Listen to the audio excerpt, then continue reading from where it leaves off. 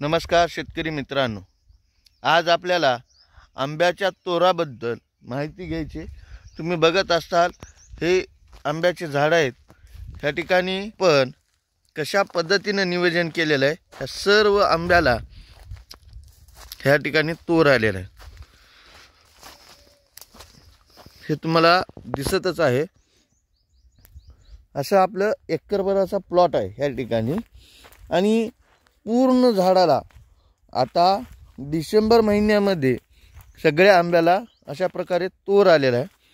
तर ह्याला आपण खाली सगळ्याला पाणी नियोजनासाठी अशा पद्धतीने खड्डे करून काढलेला आहे।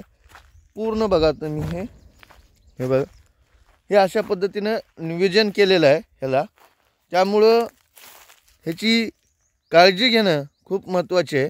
यामध्ये ह्या तोराला बघा गेल्यानंतर आपल्याला एक पानं गुंडाळणारी आळी किंवा कीड मावा अशा पद्धतीचे काही जे किडे वगैरे असतात, ह्यासाठी आपल्याला एक कीटकनाशक म्हणून प्रोपेक्स सुपर हार्डली आपल्याला 40 ml हे वापरायचे आणि त्यानंतर ह्याच्यावर साप नावाचं नाशक देखील ह्याच्यावर स्प्रे करायचे, कारण ह्याचा जेणेकरून तोर गळणार नाही अशा पद्धतीने ह्याच्यावर एक बुरशीनाशक घ्यायचे। त्याबरोबर ह्यामध्ये एक बायोझाइम नावाचं एक टॉनिक द्यायचे आपल्याला ह्याला, कारण एक चांगल्या प्रकारची ह्याच्यात ताकद निर्माण होईल आणि तो आपल्याला ह्या ठिकाणचा तोर भेटून जाईल।